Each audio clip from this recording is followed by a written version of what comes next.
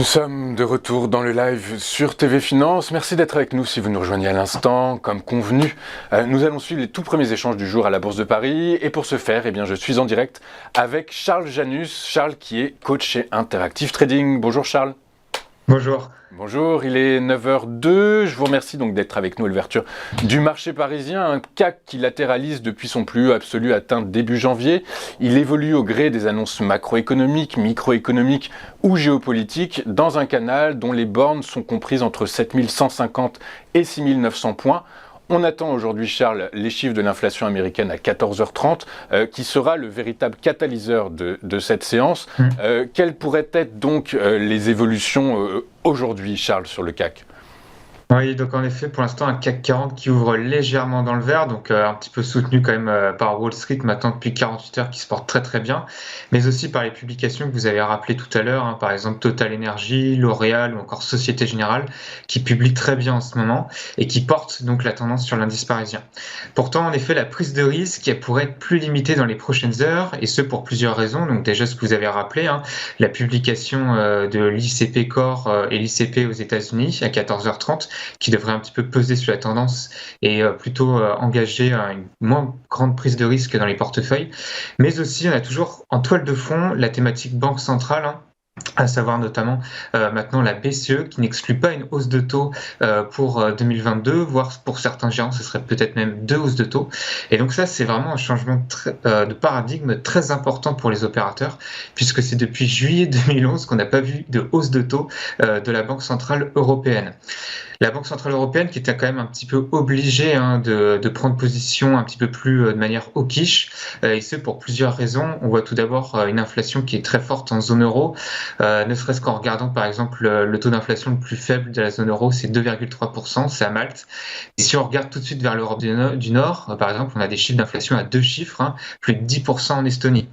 Donc ça c'est pour la première raison, et puis la seconde raison est plutôt globale, c'est que la Banque Centrale Européenne ne pouvait pas trop se désynchroniser en fait des autres banques centrales mondiales comme la Fed ou la Banque d'Angleterre, qui elles ont déjà un ton moins accommodant, beaucoup plus hawkish maintenant depuis plusieurs mois, et ça pourrait peser en fait sur le marché du forex, le marché de devises, où par exemple un euro-dollar vers 1,10 aurait été beaucoup trop faible pour la Banque Centrale Européenne par exemple, donc il faut aussi défendre l'euro sur le marché de devises. Et donc tous ces éléments, à court terme, les chiffres d'inflation, mais aussi les banques centrales pour les prochains mois, c'est vraiment des catalyseurs très importants pour les investisseurs à surveiller, qui doivent vraiment être le fil conducteur pour l'allocation d'actifs des portefeuilles.